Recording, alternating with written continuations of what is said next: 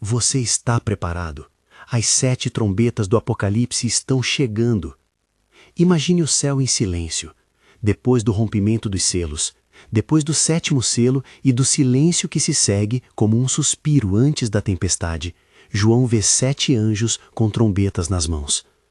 Essas trombetas não são um espetáculo musical, são avisos, não são uma sentença final, pelo menos não imediatamente, mas toques que chamam a atenção do mundo e do seu coração para que haja arrependimento, mudança e retorno ao Senhor. Apocalipse 8, 1-6.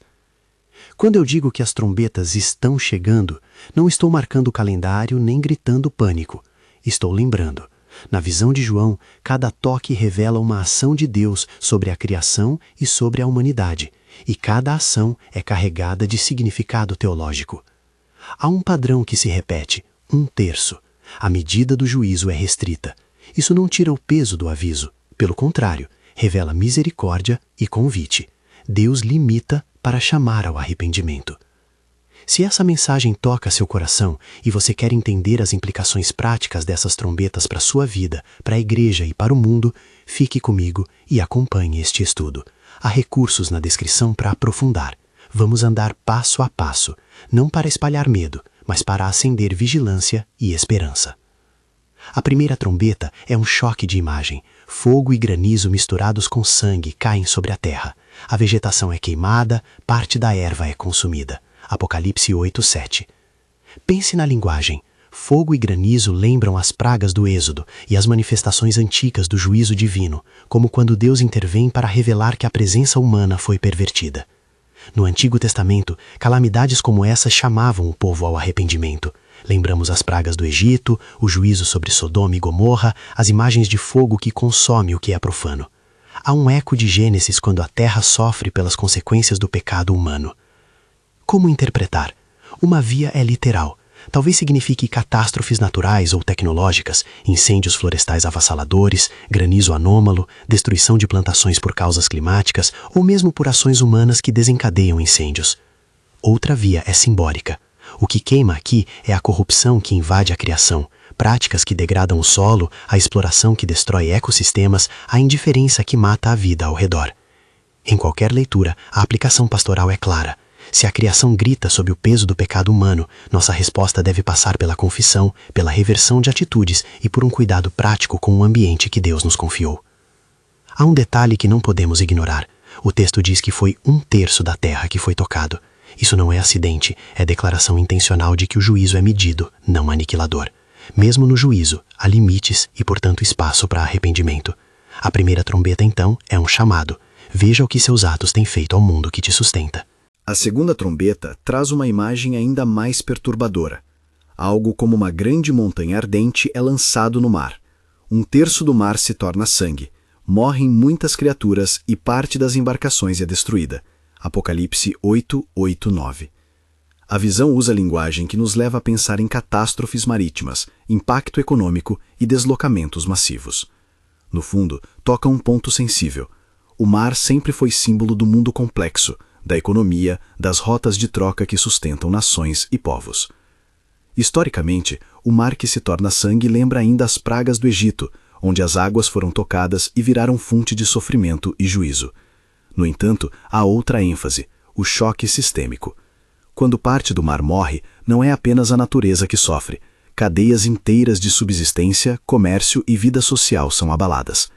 Assim, uma leitura literal nos leva a imaginar rupturas ambientais e econômicas, poluição, derramamentos, impactos que atingem comunidades costeiras e cadeias alimentares. A leitura simbólica aponta para o colapso das estruturas que sustentam a vida humana, relações injustas, sistemas econômicos que exploram e destroem, prioridades que colocam lucro acima da vida. De novo, 1/3. A limitação aparece outra vez. Deus não apaga tudo, ele disciplina, e ao mesmo tempo mostra que quando as bases do mundo vacilam, as consequências se revelam. A pergunta pastoral: o que você vai fazer quando a economia que você confia tremer? Onde está a sua esperança? O poder deste aviso é prático. Reconcilia-te com o que Deus colocou sob tua responsabilidade. A terceira trombeta é um dos detalhes mais nítidos do texto. Uma estrela cai do céu, e esta estrela tem um nome, Agenjo, ou Wormwood, e atinge as águas doces, tornando-as amargas. muitos morrem por causa dessas águas amargas. Apocalipse 8, 10, 11. A palavra agenjo traz a imagem de amargura. No Antigo Testamento, o agenjo é símbolo de amargura e de desvio. Jeremias usa a linguagem de águas envenenadas para descrever lideranças que corrompem. Aqui, João capta a ideia de que algo que parecia seguro, as fontes de vida, fica contaminada. Uma leitura literal poderia relacionar-se à contaminação de rios e aquíferos, poluição que torna a água potável em veneno, catástrofes industriais ou químicas. Outra leitura insiste no espiritual. Os rios que nos sustentam, a doutrina, a autoridade, as tradições que dão sentido, podem ser envenenadas por falsos ensinos, por líderes que distorcem a verdade e por ideologias que seduzem. A mistura é trágica. A sociedade necessita de água, e quando a água é envenenada, a vida física e espiritual padece. Observe também que o texto não diz que toda a água foi corrompida, mas apenas que 1/3 das águas se tornou amarga. De novo, a regra: juízo restrito, propósito redentor possível. Mesmo em meio ao dano, Deus limita. Ainda assim, muitos morrem. Não devemos banalizar a palavra morte aqui. Ela carrega consequência real. A aplicação pastoral é dupla: cuidar das fontes materiais, proteção ambiental, abastecimento seguro, e cuidar das fontes espirituais, discernimento, estudo das Escrituras, comunidade fiel que testa os espíritos. Não se trata de medo, mas de prudência. A quarta trombeta atinge o céu. 1/3 do sol, da lua e das estrelas é escurecido, e o dia e a noite perdem parte de sua luz. Apocalipse 8:12. Essa imagem toca o que é fundamental para a vida humana: orientação, tempo, ritmo. O sol e a lua regulam a agricultura, as estações, os sinais que as pessoas observavam desde os tempos antigos para guiar decisões. Em termos teológicos, trevas no céu sempre foram associadas a sinais de juízo. Pensaremos no dia da crucifixão, quando houve trevas sobre toda a terra, Mateus 27:45. E nas profecias de Joel e Isaías que enumeram sinais celestes como aviso. Literalmente, essa trombeta poderia apontar para fenômenos cósmicos, erupções, poeira atmosférica, alterações climáticas que afetam a luz. Simbolicamente, o escurecimento pode falar de desorientação moral, quando os pontos de referência humanos, tradição, autoridade moral, consciência coletiva são obscurecidos, o povo perde rumo. Há ainda a insistência do texto em 1/3, um juízo real que desorienta, mas não elimina toda a esperança. Pense em como a perda de luz se manifesta hoje. Desinformação que obscurece a verdade. Líderes que empiricamente apagam a voz dos profetas. Um mundo saturado de ruídos que atrapalham a escuta da voz de Deus. Em nível pessoal, a pergunta é: diante da confusão, onde você fixa seu olhar?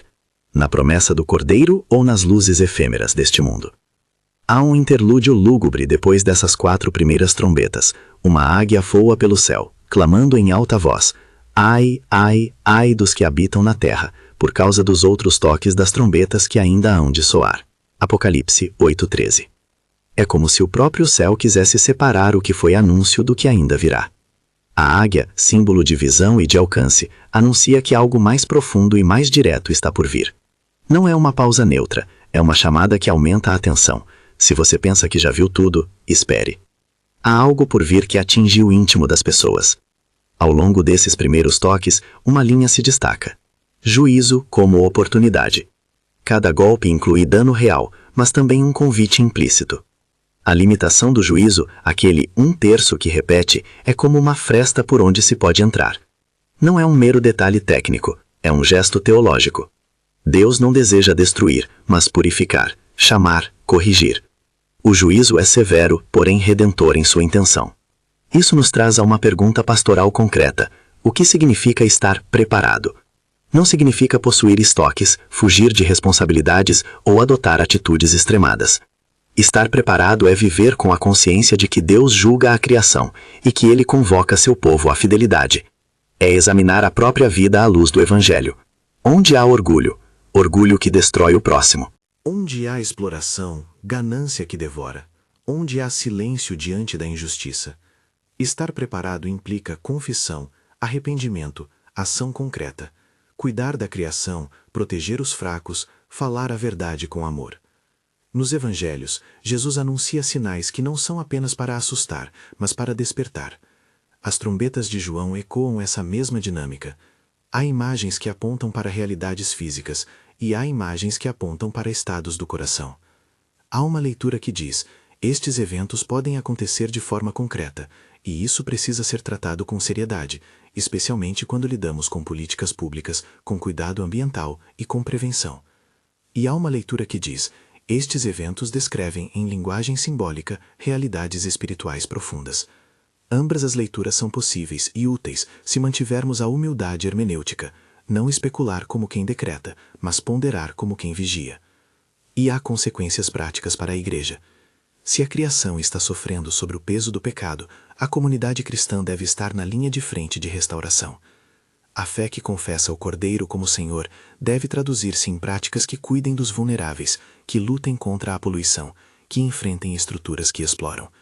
Não se trata de ativismo vazio, mas de uma fidelidade que corresponde ao mandamento de amar a Deus e ao próximo. No campo pastoral, é ainda necessário consolar os que temem. A mensagem não é: será o fim de imediato de tudo e nada pode ser feito. A mensagem é: acorde, repense, volte ao Senhor. O padrão do 1/3 nos revela que há recorte, que há limite, e que mesmo no juízo Deus preserva, prova e purifica um remanescente. Para aqueles que têm o selo, há proteção e medição, sinais que serão explicados adiante, e para o resto, resta a chamada ao arrependimento. Seja sincero consigo mesmo. Diante das primeiras 4 trombetas, qual é a sua reação? Indiferença, pânico, complacência ou um desejo de mudança? A resposta define a postura diante do que vem a seguir. E o que vem a seguir, no texto de João, é terrível e misterioso: a abertura do abismo e a libertação de forças que atormentam. A linguagem de João aqui é intencionalmente vívida para tirar o leitor da zona de conforto. O aviso da águia não é gratuito, é o prelúdio de algo que atinge diretamente a experiência humana, não apenas as coisas externas, mas os corações.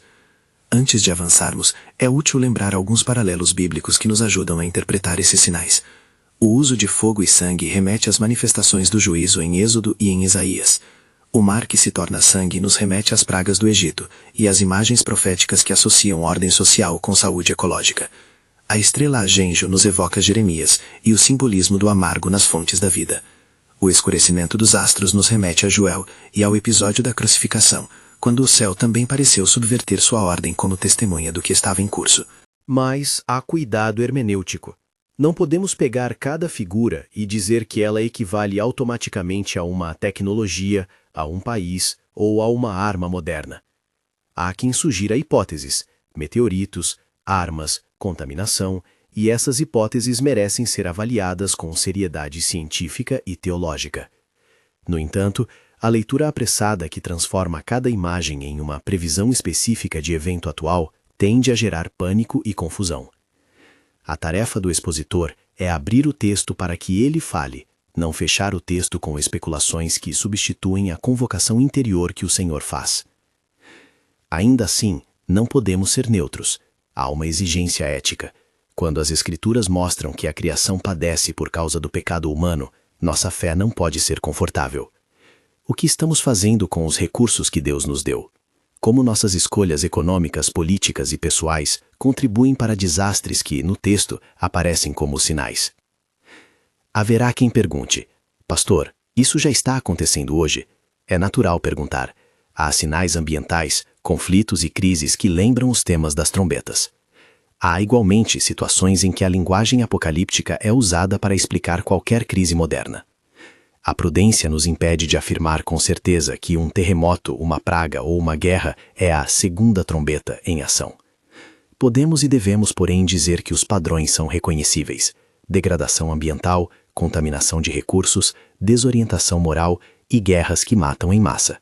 Assim, algumas interpretações modernas veem paralelos, outras enfatizam o simbolismo universal desses juízos. O que importa para a vida da Igreja é a resposta, ser sinal de cuidado, de denúncia profética e de compaixão ativa. As trombetas, afinal, não são apenas catástrofes, são chamadas ao arrependimento. Quando 1/3 é atingido, a outra parte permanece como base para a reconstrução. Nosso papel é ser instrumento dessa reconstrução, prática de justiça, piedade que cuida e proclamação que chama ao arrependimento sincero. E então a narrativa se prepara para o que há de mais assustador. João descreve a abertura do abismo, a descida de um ser com um nome que os textos antigos conhecem, ajudando a lembrar que os nomes em Apocalipse não são rótulos vazios, mas carregam teologia. Fala-se de langostas com aparência de cavaleiros de guerra, mas que não têm o poder de matar. Falam de tormento por 5 meses e de uma marca que distingue os que são poupados. Essas imagens nos deslocam do puramente físico para o entrelaçamento do espiritual e do corporal, da tormenta interna e do desespero social. Se você pensa que o mais difícil já passou, espere. Se você se sente seguro por ter escapado da primeira série de juízos, lembre-se de que cada trombeta aumenta a exposição do coração humano. E se você acredita que as trombetas são apenas metáforas seguras, considere o caráter prático destas imagens. Elas nos forçam a perguntar onde está nossa lealdade, de que lado está a nossa esperança e se estamos prontos a viver no centro da vontade de Deus quando o diagnóstico do mundo se torna mais severo. Agora, à medida que a história de João avança, a tensão aumenta e a narrativa entra em uma dimensão que exige de nós algo mais do que curiosidade intelectual. Exige decisão. É aqui, no limiar do abismo e do clamor da águia, que perguntamos outra vez: você está preparado? Preparado para que sua fé seja posta à prova? Preparado para testemunhar o Cordeiro mesmo quando a criação geme? Preparado para viver como quem tem o selo de Deus mesmo quando o mundo escurece? E é nessa expectação que devemos pausar, não por medo, mas para escolher. Seguir adiante sem preparar o coração seria como entrar numa tempestade despreparada. Há ainda muita coisa a dizer sobre a 5ª e a 6ª trombeta, sobre os detalhes sinistros das langostas e do exército de 200 milhões, sobre o livro que João come, doce e amargo, e sobre as medidas de proteção que o Senhor reserva para os seus. Antes de revelarmos tudo, eu quero que você sinta o peso do chamado, olhar para dentro, examinar a vida, tornar-se alguém cuja fé não é apenas teoria, mas prática que ama, cuida e anuncia a misericórdia de Deus. Se você está comigo até aqui, prepare-se. O que vem a seguir entra em território que mistura horror e esperança, julgamento e oportunidade. E a escolha que você fizer agora, de ouvir, arrepender-se, agir, determinará se você será contado entre os que ouvem e respondem quando a trombeta tocar. Se você está preparado, quando chegamos aqui, já ouvimos o aviso. Não é espetáculo gratuito, é convocação. Agora, João avança para imagens que tiram a nossa tranquilidade e nos forçam a escolher. A 5ª trombeta abre uma cena que mistura terror físico e espiritual. Uma estrela que cai do céu. A ela é dada a chave do poço do abismo. O poço se abre, sobe fumaça, e dela emergem criaturas como langostas, com autoridade para atormentar os homens por 5 meses, não para matá-los, mas para feri-los de tal maneira que desejem morrer e não conseguem. Apocalipse 9, 1-6. Leia essa passagem com atenção. A palavra langostas evoca pestes agrícolas e destruição, mas João descreve seres que vão além da praga natural. Eles têm rosto humano, cabelo de mulher, dentes de leão, couraças como ferro, caudas que picam como escorpiões. E há um nome ao seu chefe. O texto chama-o Abaddon, em hebraico, e Apolion, em grego, o que destrói ou o anjo do abismo. Apocalipse 9, 11. Aqui cabe uma advertência hermenêutica. O nome existe no texto antigo e carrega conotações, mas não nos autoriza a transformá-lo em rótulo simples. João usa símbolos para expressar realidades espirituais e históricas que o olho humano muitas vezes não alcança. Como interpretar a 5ª trombeta? 2 pistas hermenêuticas se apresentam. A primeira é literal. Podemos pensar em formas de tormento que hoje conhecemos, epidemias psíquicas em massa, surtos de violência urbana ou rural, tecnologias que invadem a mente, arma biológica ou neuropsicológica, crises que atormentam sem necessariamente matar instantaneamente. É legítimo considerar hipóteses técnicas, desde que se diga claramente que são hipóteses, e que ciência e discernimento pastoral caminhem juntos. A segunda via insiste no sentido espiritual. São demônios soltos para torturar consciências endurecidas, revelando até que ponto a humanidade pode experimentar dor sem reconhecer sua necessidade de Deus. Nesse quadro, o tormento não é apenas físico, é existencial. Pessoas que perdem a paz, que veem a vida como punição e procuram a morte sem encontrá-la. E não por acaso, João ressalta que os atingidos não tinham o selo de Deus. Há ainda um outro detalhe indispensável: 5 meses. O período é curto, intenso e delimitado. Joio e trigo aparecem aqui com nitidez. O sofrimento tem limite temporal e também um alvo específico, aqueles que não têm o selo. E novamente aparece um terço, em tom de medida. Mesmo no revelado caos, a mão do Senhor administra, limita e aponta para uma finalidade redentora possível. Não é aniquilação indiscriminada, é correção e convocação. Na aplicação pastoral, a quinta trombeta nos lembra que há males que parecem inúteis e apenas cruéis, mas que, debaixo das aparências, funcionam como advertência. Quando a consciência humana é constantemente ferida, pode ser que se encontre diante de um convite final ao arrependimento. A pergunta que fica é brutalmente prática. Quando o sofrimento chega, a quem você recorre? À tecnologia, ao desespero, às vozes que oferecem fuga, ou ao Senhor que unge e que cura? Estar preparado passa por saber orar, por cultivar discernimento espiritual, por formar comunidades que reconheçam seus membros marcados e que os protejam, não para garantir que nada lhes acontecerá, mas para que o sofrimento não se torne desculpa para endurecer o coração. E se diante desse cenário você pensa que a linguagem é simplesmente apocalíptica figurativa, considere também o lado concreto. Existem modos de sofrimento coletivos que se espalham sem matar de imediato. Traumas sociais, depressões epidêmicas, manipulação em massa de sentimentos e comportamentos.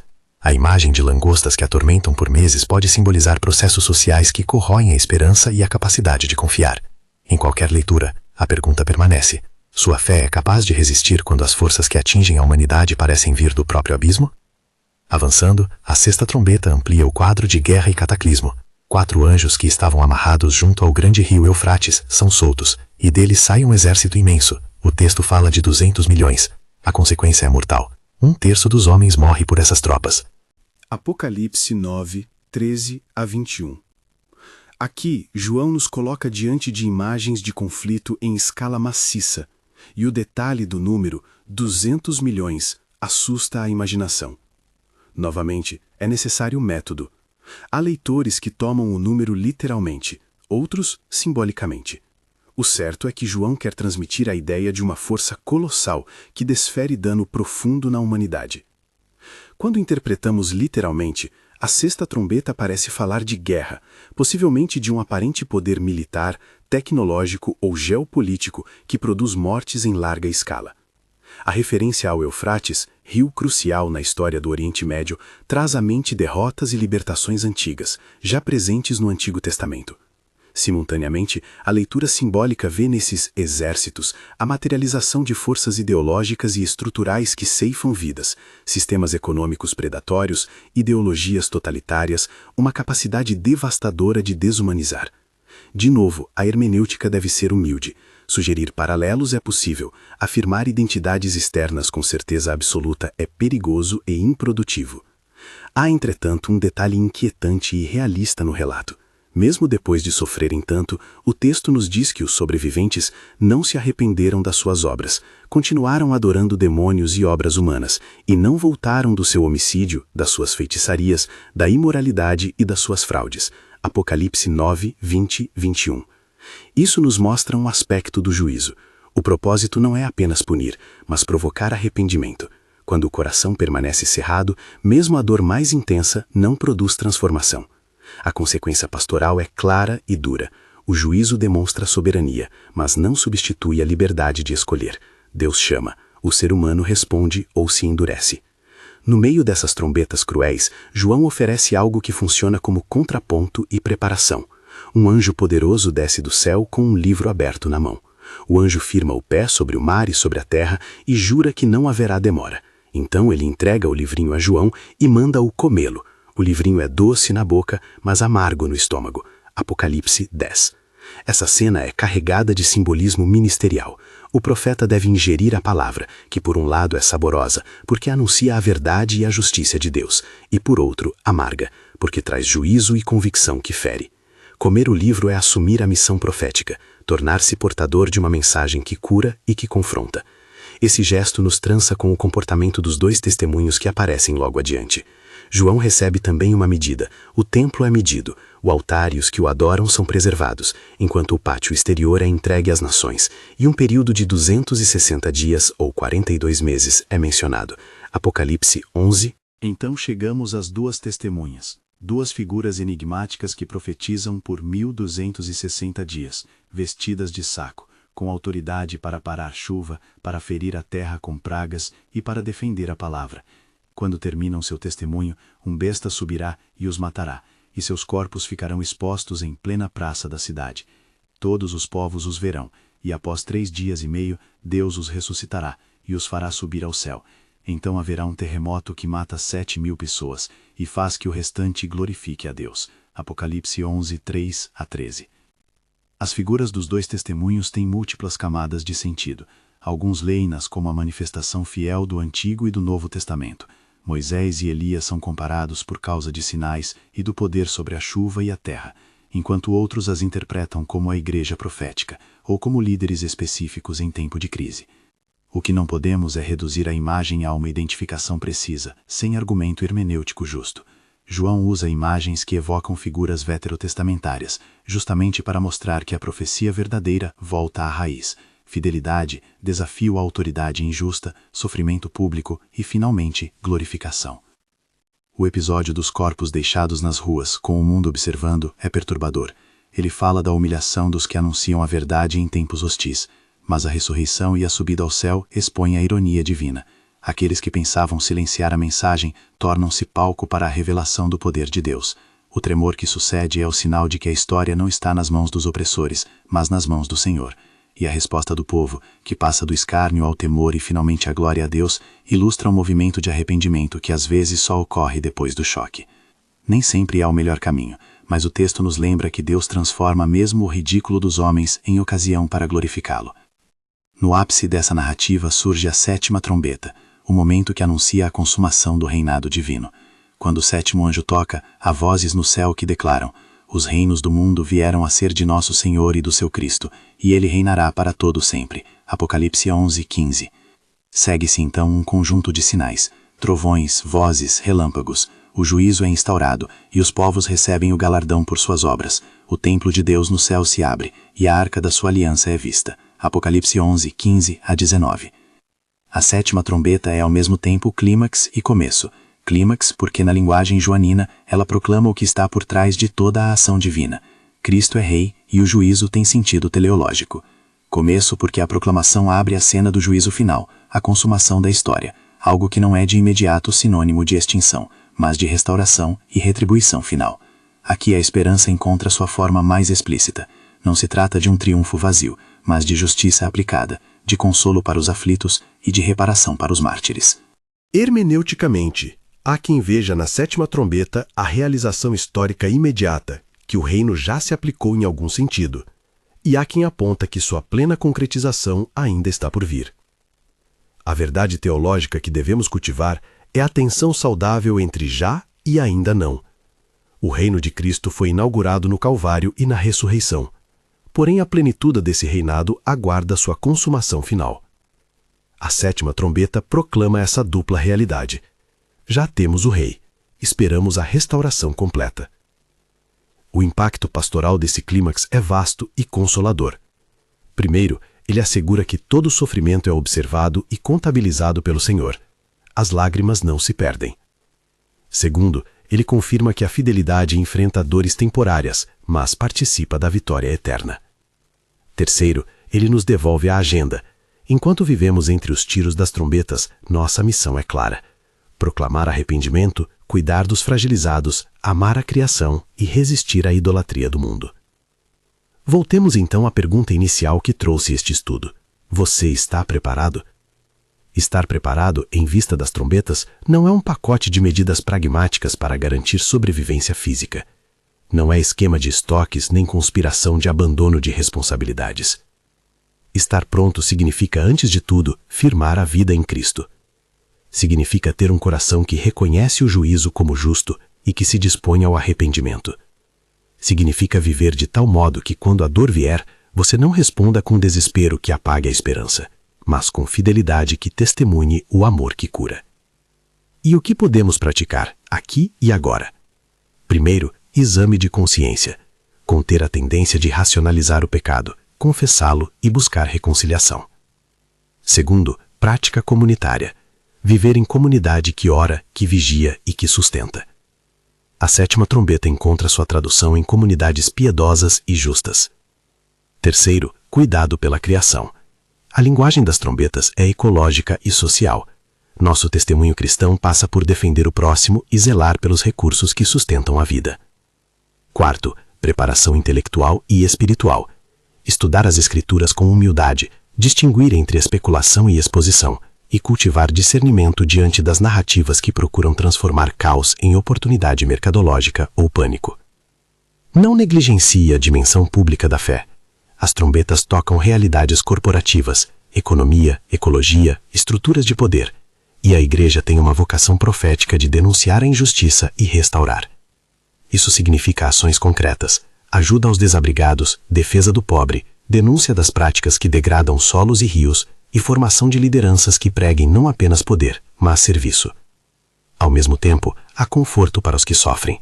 O texto bíblico mesmo no juízo aponta para um remanescente, para o selo que distingue e para a medição do templo que protege. Assim, não estamos sozinhos. Deus não abandona os seus. A experiência dos 2 testemunhos, mesmo no aparente silêncio da morte, culmina em ressurreição e exaltação do Senhor. A mesma mão que permite as trombetas é a que guarda o seu povo. Antes de encerrar, cabe uma palavra forte sobre interpretações modernas. É compreensível olhar a atualidade e querer encaixar cada notícia nas trombetas. Incêndios florestais, derramamentos, contaminação, guerras, crises econômicas. Há de se ter prudência. Algumas das imagens de João podem corresponder literalmente a acontecimentos que reconhecemos hoje. Outras são configurações simbólicas de realidades espirituais e morais. O erro é fechar o texto, transformando-o em cronograma sensacionalista. A tarefa fiel é abrir o texto, como advertência e convite. Dizer que isto é certamente aquilo é reduzir a profecia a um instrumento de pânico. Dizer que isto pode ter paralelos é manter o senso crítico e a responsabilidade pastoral. Por fim, volto à pergunta do começo. Você está preparado? Prepare-se não para o espetáculo, mas para a fidelidade. Prepare-se com arrependimento, com amor prático e com coragem profética. Se alguém aqui sente o chamado agora, permita que o coração responda. Confesse o que precisa ser confessado. Procure reconciliar relações quebradas. Envolva-se em atos que promovam vida. Cultive uma intimidade diária com Cristo. Oração. Senhor, reconhecemos que a Tua justiça é justa e que a Tua misericórdia é grande. Dá-nos olhos para ver, sensibilidade para arrepender-nos e coragem para agir. Protege o Teu povo, fortalece os que tremem e usa-nos como instrumentos de reconciliação para com as Tuas criaturas. Que no som das trombetas possamos ouvir o convite a voltar e a permanecer fiéis. Em nome de Jesus. Amém. Se desejar aprofundar o estudo das imagens das trombetas, com análise dos textos originais e das principais interpretações históricas, assista ao vídeo complementar recomendado na descrição e inscreva-se no canal para continuar essa jornada de compreensão e vigilância. Que a graça e a paz do Senhor estejam com você enquanto anda firme, mesmo quando as trombetas soarem.